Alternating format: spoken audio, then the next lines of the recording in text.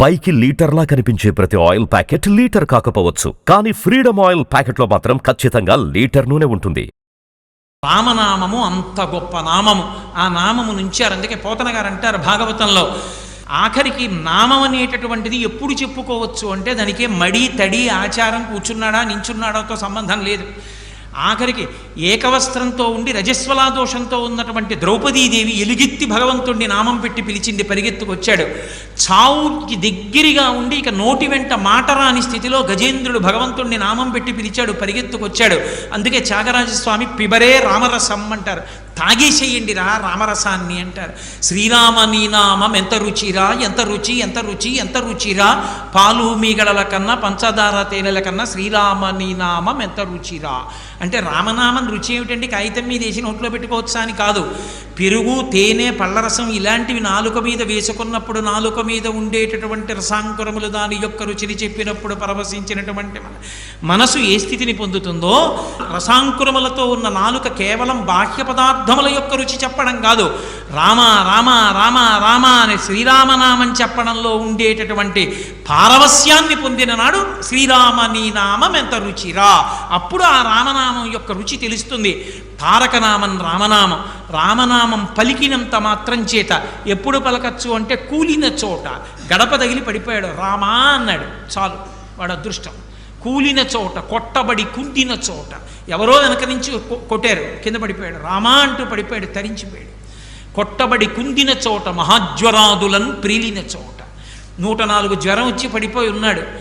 ఆ పలవరించేటప్పుడు రామా రామా అని పలవరిస్తున్నాడు, వాడు ఉన్నతగతులు పొందుతాడు.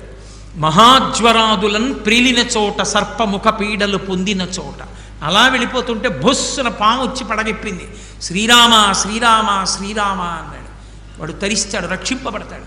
సర్పముఖ పీడలు పొందిన చోట విష్ణు భవదూరిని పేర్కొని రేని, ఆ పైన ఆ కాలుని యాతనా వితతి పొందరు పూనరు దుఃఖభావముల్, యమధర్మరాజు గారి యొక్క పాశం వాళ్ళ మీద పడదు.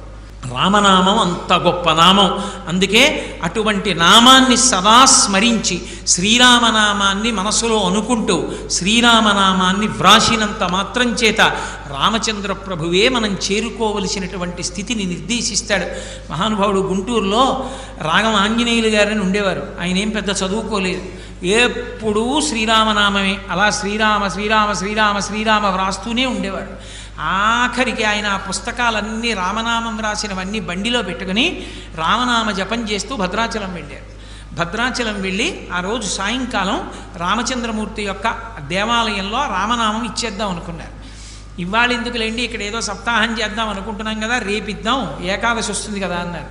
ఏమోనయా ఏ క్షణం ఎవడికి తెలుసు, ఇచ్చేసేద్దాం అన్నారు. ఆ రోజు రాత్రి రామచంద్రమూర్తికి రామనామం అంతా సమర్పించి మరునాటి నుంచి క్రతువు ప్రారంభం అవుతుంది. భద్రాచలంలో వచ్చి యజ్ఞ భాగం దగ్గర నించున్నారు. లోపల రామచంద్రమూర్తి దేవాలయంలో గంటలు మోగి అక్కడికి దగ్గరలోంచి ఆ స్వామి వైభవం, ఆ కీర్తన వినపడుతూ నీరాజనం కనపడుతోంది. ఆ నీరాజనం వంక చూస్తూ అలాగే నిలబడి రామ రామ రామ అంటూ శరీరం వదిలేశారు. ఆయన తన పెళ్లికి కూడా మంగళతోరణాలు కట్టద్దు అని మావిడాకులు కట్టించకుండా తన స్నేహితులతో రామనామం కాగితాల మీద వ్రాయించి రామనామాన్నే తోరణాలుగా కట్టించుకున్నారు. అంత రామనామోపాసకులు ఎంతమందో, నా దగ్గర ఎన్ని పుస్తకాలు ఉన్నాయో చరిత్రలో. కపవాత పైత్యాలు కప్పేసి ఇంకా చచ్చిపోతాడన్న వాళ్ళు ఎలాగో చచ్చిపోతానని రామనామం రాసుకుని బతికేసి భద్రాచలం వెళ్ళి సమర్పించి తర్వాత పెళ్లి చేసుకుని భార్యా పిల్లలతో సుఖంగా ఉన్న వాళ్ళు కూడా ఉన్నారు. రామనామం అంత గొప్ప నామం. శ్రీరామనామం వ్రాయడం, శ్రీరామనామం పలకడం అంత గొప్పది. అందుకే కంచికామకోటి పీఠాధిపత్యం వహించిన మహాపురుషులైన చంద్రశేఖరేంద్ర సరస్వతి మహాస్వామి వారు ఏ ఊరు వెళ్ళినా సరే పిల్లలు కనపడితే వాళ్ళందరినీ కూర్చోపెట్టి గుండ్రంగా రామనామం వ్రాయమని, ఎవరు ఆ ఇచ్చిన సమయంలో ఎక్కువసార్లు గుండ్రంగా వ్రాశారో వాళ్ళకి బంగారు మాడలు ఇచ్చేవారు. ఆ తర్వాత వెండి మాడ, తర్వాత రాగి మాడ, మిగిలిన వాళ్ళకి అందరికీ కూడా మాడలు ఇచ్చేవారు. ఈ మధ్య మేము శ్రీరామనవమి నాడు అయ్యప్ప స్వామి దేవస్థానంలో పిల్లలందరితో అలాగే రామనామం రాయించి మాడలు ఇచ్చాం. రామనామం అంత గొప్పది.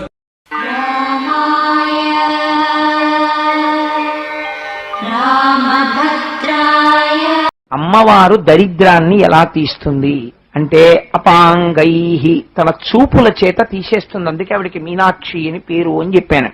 కనకధారా స్తోత్రం అంత గొప్పది ఎందుకైందో తెలుసా అండి? ఆ స్తోత్రం అంతా లక్ష్మీదేవి యొక్క చూపుల్ని వర్ణిస్తారు. ఒక్క లక్ష్మీదేవిని స్తోత్రం చేశారనుకోండి, ఆవిడ తృప్తి పొందదు. నారాయణుణ్ణి కలపాలి. ప్రతి శ్లోకంలో నారాయణుణ్ణి కలుపుతూ లక్ష్మీదేవిని స్తోత్రం చేస్తారు.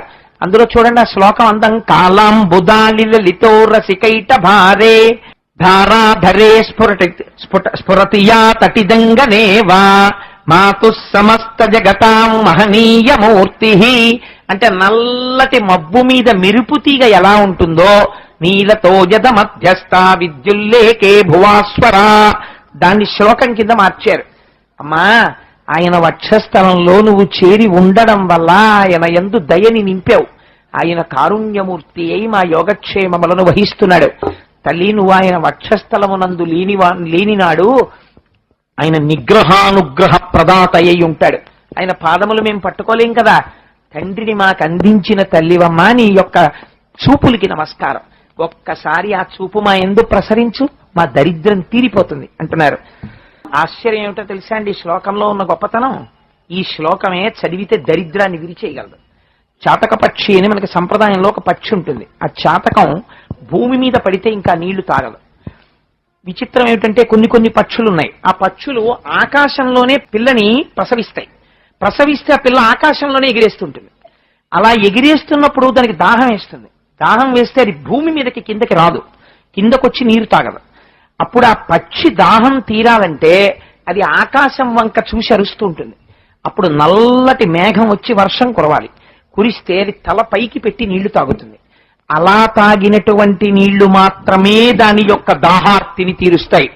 నేను ఎన్ని కోట్ల జన్మలలో చేసినటువంటి పాపమ వలనో దరిద్రము నన్ను వెంట పెట్టి తరుగుతోంది.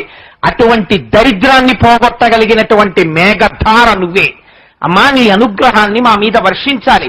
మాకున్న దరిద్రాన్ని మేఘముతో పాటు గాలి వస్తుంది, తృణములను దూరంగా కొట్టి పారేస్తుంది. అలా నువ్వేం చేయాలో తెలుసా అమ్మా? దుష్కర్మ ఘర్మమ పనీయ చిరాయ దూరం. మేము చేసినటువంటి పాపకర్మల్ని దూరంగా తొలగించి తోచవతల పారేసి, పిల్లవాడయా తెలియక చేశాడు, అవును పాపం చేశాడు నిజమే, అంత భయంకరమైన ఫలితం ఇస్తావా? వీల్లేదు. వాడి పాపానికి చాలా తగ్గించేసి వాడి చిన్న పుణ్యానికి పెద్ద ఫలితం ఇచ్చేయి. వాడు సుఖంగా ఉండాలి. వాడు నన్ను కనకధారా స్తోత్రంతో పూజ చేశాడు, మాఘపాదివారు నాడు సరసంజ వేళలో కూర్చుని, వాడికి ఇవ్వకపోతే ఎలా అని నిలదీస్తుంది అమ్మవారు అయ్యవారి దగ్గరికి వెళ్ళి. అలా నిలదీయగలిగిన స్వతంత్రం అమ్మకొక్కదానికే ఉంది. అందుకే శంకరులు అమ్మకి చేసుకుంటున్నారు విజ్ఞాపన. అమ్మా, నారాయణుని యొక్క ప్రణయాన్ని పొందిన దానివమ్మ నువ్వు అనేటప్పటికి, ఓహో వీడు మా ఆయన పేరు కూడా పెట్టి పిలుస్తున్నాడు రా అని పొంగిపోతుంది ఆవిడ.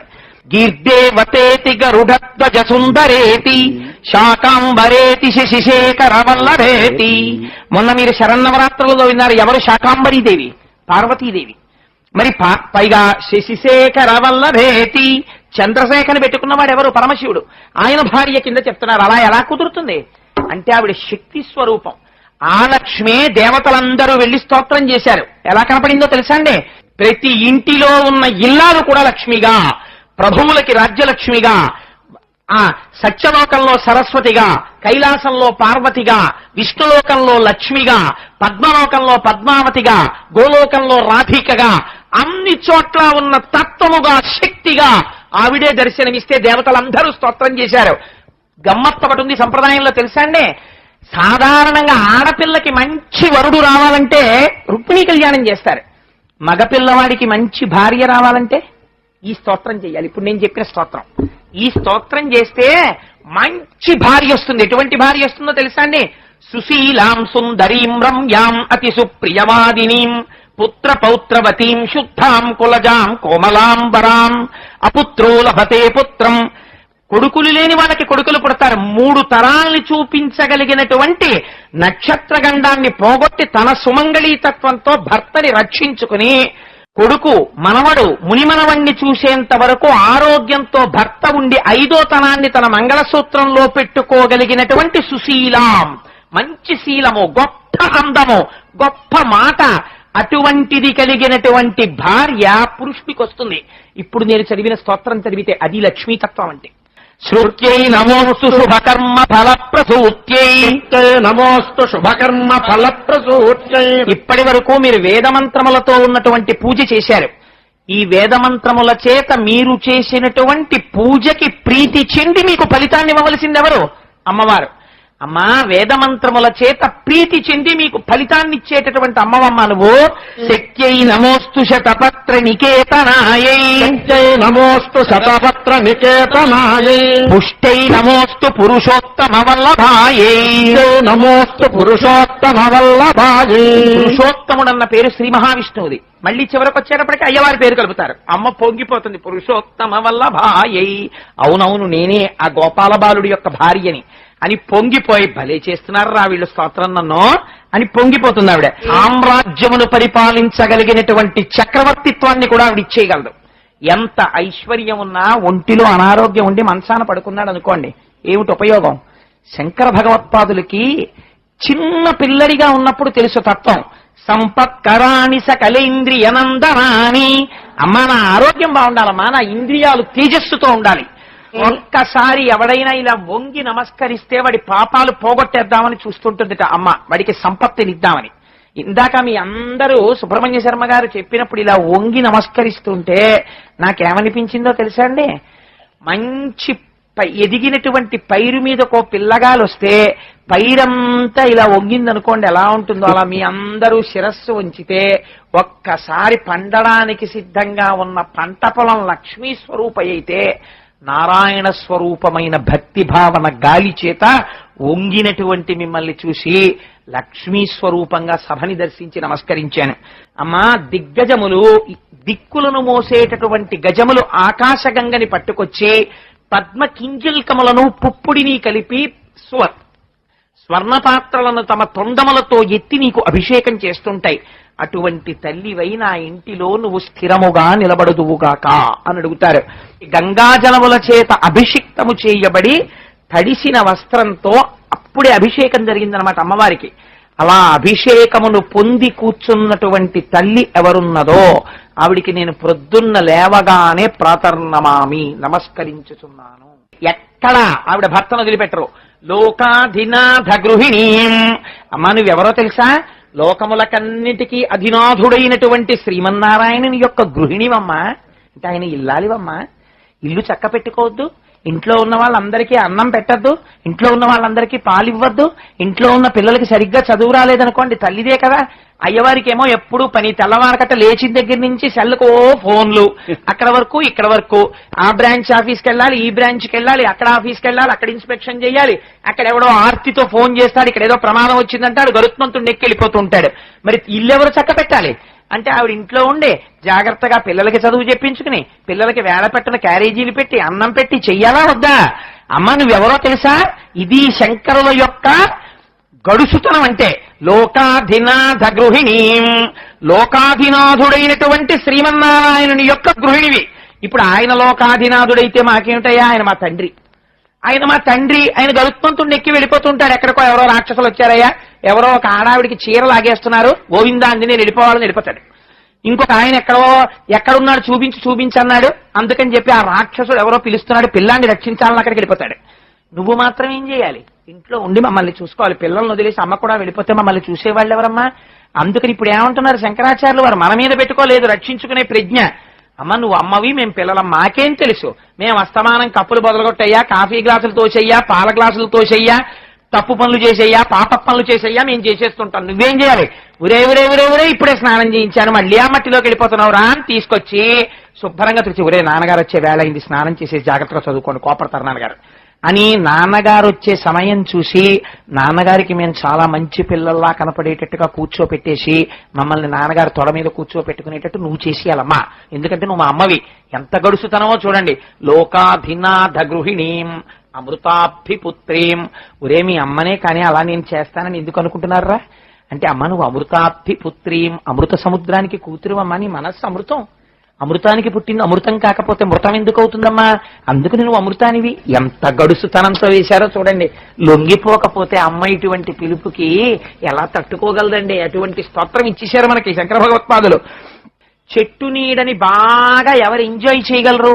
బాగా ఎండలోంచి వచ్చిన వాడైతే నిర్వాణాయ తరుచ్ఛాయ తప్తస్యై విశేషత. ఎవడు ఎండ చేత తప్తం అయ్యాడో వాడికి చెట్టు నీడ బాగా ఆనందాన్ని ఇస్తుంది. అంతేకాని అమ్మా కోట్లకి కోట్లకి కోట్లకి బెడగలెత్తిపోయిన వాడికి ఇంకో 10,000 రూపాయలు ఇస్తే గొప్ప ఏమిటమ్మా?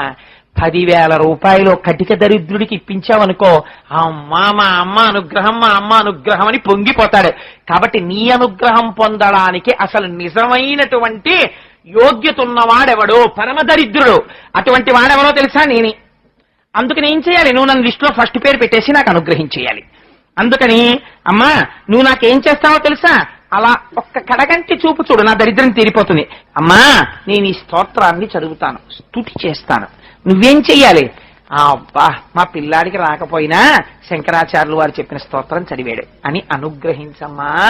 నాకు చెప్పడం కూడా చేత కాదు, శంకరులు రాసిన శ్లోకాన్ని చెప్తున్నాను, నన్ను అనుగ్రహించు అని వారే ఫలశ్రుతి చెప్పారు. ఉపన్యాసం చెప్పానా చెప్పలేదా? చెప్పాను. ఎందుకు చెప్పాను? లక్ష్మీదేవి కళ్యాణం అయిపోయింది, లక్ష్మీదేవి పూజ చేశారు. ప్రవచనం ఏం చెయ్యాలో అదే ఇవాళ కనకధారా స్తోత్రానికి మధ్య మధ్యలో వ్యాఖ్యానం చేశాను.